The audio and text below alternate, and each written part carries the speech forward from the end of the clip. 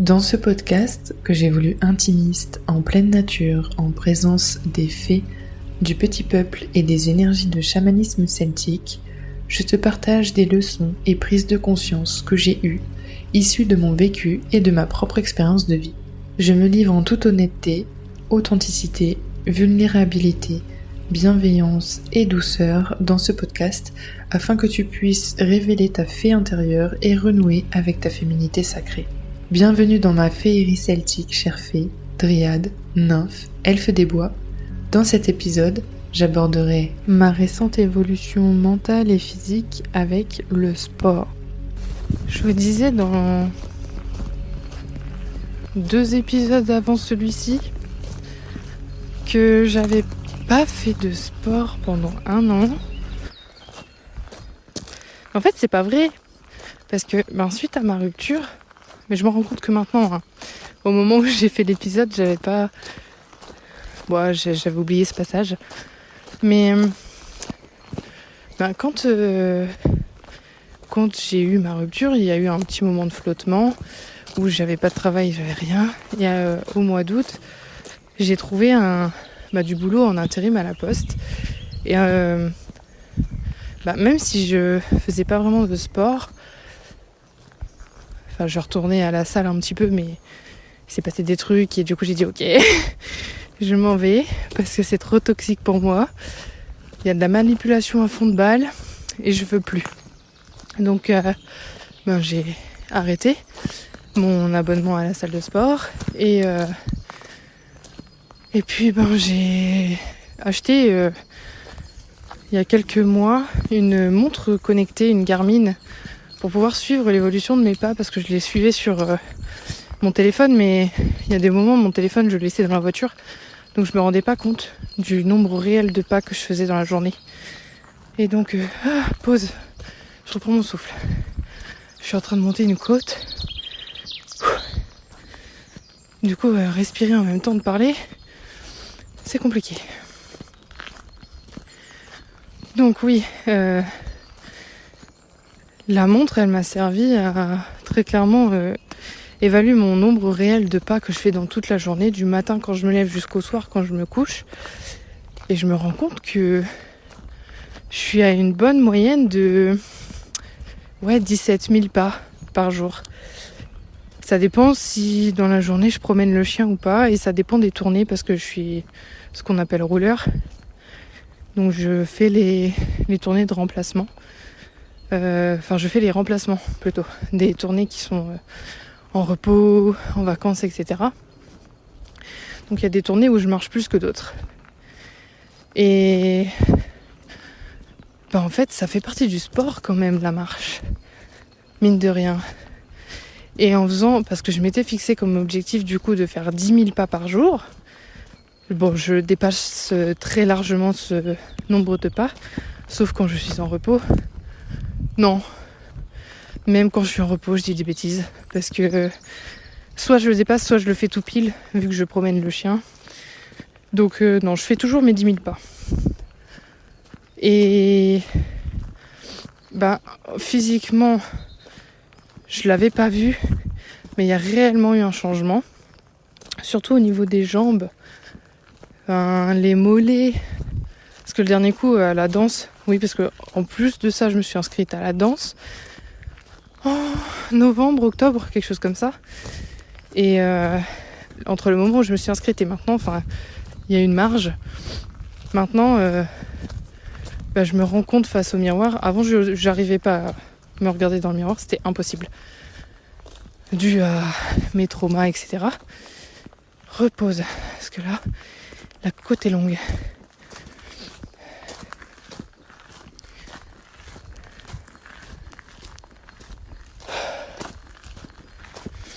Et donc, je me suis prise en vidéo pour voir le rendu de ma chorégraphie, ce que je peux améliorer, etc. Et purée, je me suis dit, mais meuf, t'es trop bonne. Incroyable. C'est pas la première fois, parce que la première fois que je me suis prise en vidéo quand je dansais, c'était quand j'ai fait un atelier à Paris de 2 heures. Et je me suis dit, waouh, t'es trop bonne meuf, t'es trop canon. Mais j'ai focalisé plus sur le négatif, c'est-à-dire que j'avais pas réussi à faire pleinement la choré correctement et à la mémoriser et à le retranscrire et à avoir l'attitude sensuelle que je devais avoir. Mais c'est normal, je suis en niveau débutant. Bref, je suis trop exigeante avec moi-même. Et du coup, là j'ai vraiment vu avec cette nouvelle vidéo pour mes répétitions et tout avant le spectacle, ce que je valais physiquement et en termes de performance artistique. Et je me suis rendu compte des muscles que j'avais au niveau des mollets et des cuisses. Et là j'ai fait waouh, waouh. Genre je me suis redécouverte et j'ai vu que j'avais des mollets. Ils sont bien dessinés, surtout avec les talons, ça les accentue encore plus, donc ça se voit encore plus. Comme j'ai 10 cm de talons. Et les cuisses, en fait, il y a des mouvements où je dois presser mes mains sur les cuisses pour la descente, pour que ce soit lent et en même temps dynamique. Enfin, tout est technique, hein. Et du coup, quand je fais ça, quand mes mains elles passent sur mes cuisses et que mes cuisses se plient au fur et à mesure, enfin pas mes cuisses mais mes jambes se plient au fur et à mesure et que je suis en position squat pour finir en position à genoux, je me rends compte que j'ai des muscles, hein. J'ai des muscles dans mes cuisses et je me dis mais pourquoi tu penses sans arrêt que t'es flasque, Mathilde? C'est juste pas vrai du tout. Et c'est toujours un décalage entre ce que je suis réellement et la façon dont je me perçois, que je travaille tout le temps à cause de la dysmorphie. Mais ça vient parce que je fais des photos pour moi, moi-même. Mais j'ai bien envie de me payer un photographe pour faire des photos boudoir ou des photos féminins sauvages. Et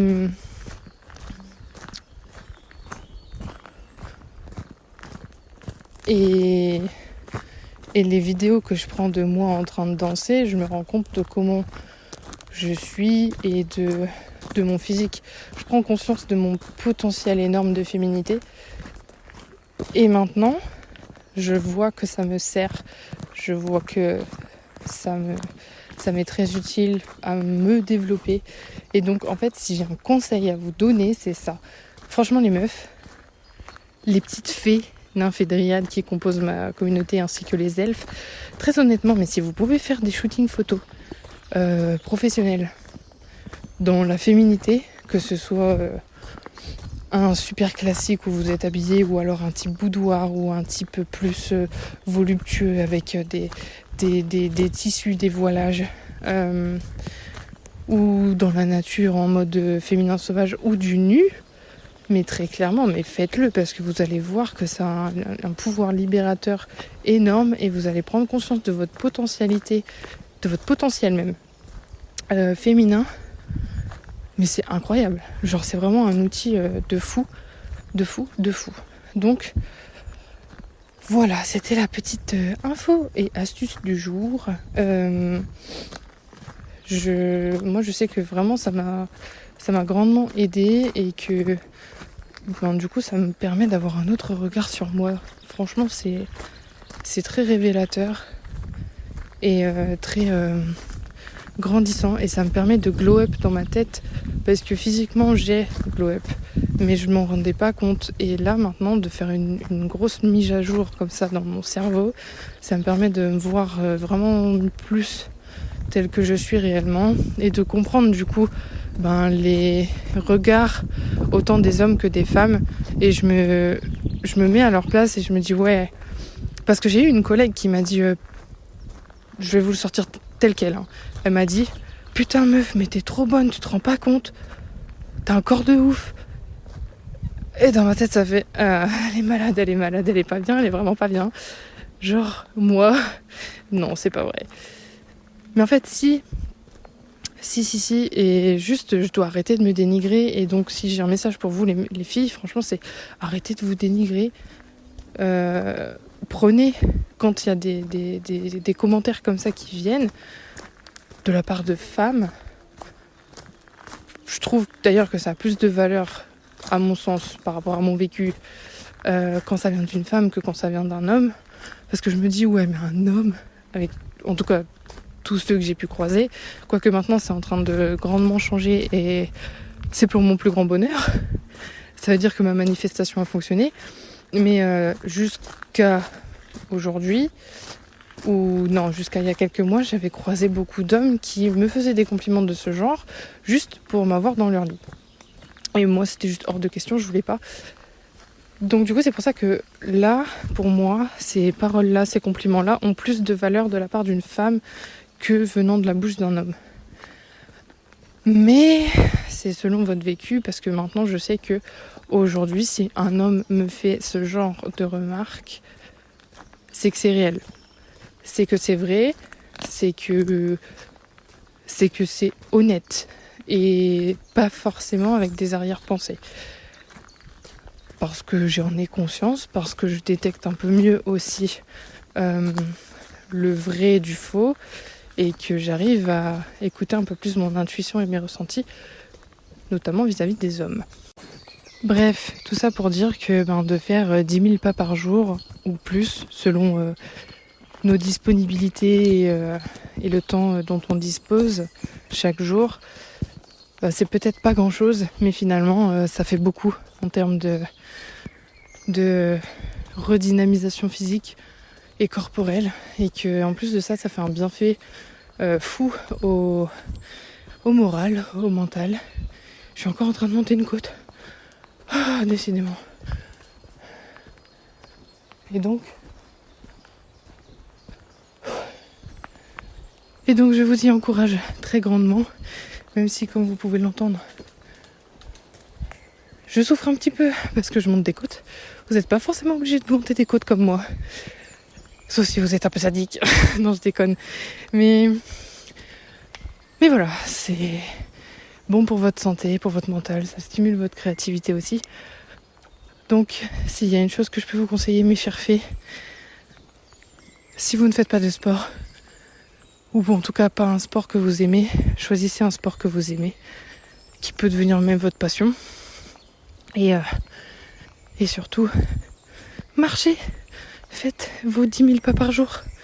C'est vraiment incroyable. Je pensais pas que ça avait autant d'effets bénéfiques. Mais c'est bon pour la respiration, c'est bon pour le cœur, pour tout le système cardiovasculaire. Ça limite aussi les varices. Que du bonheur. Le stress, ça le diminue aussi. Ça libère la charge mentale. La preuve, à chaque fois que je marche, je suis très inspirée et je vous fais des épisodes de podcast.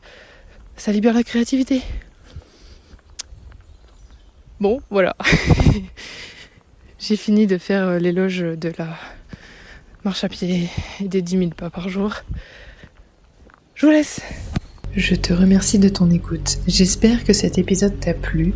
N'hésite pas à le noter avec les étoiles que tu juges nécessaires sur la plateforme d'écoute de ton choix, à me laisser un commentaire si tu veux me notifier de quelque chose ou me partager ton enthousiasme. Partage cet épisode à une fée dont tu penses qu'elle a besoin de l'entendre. Et sur ce, suis-moi sur mes réseaux pour plus de conseils et d'expériences de vie. Féeriquement, magiquement et celtiquement, à la prochaine!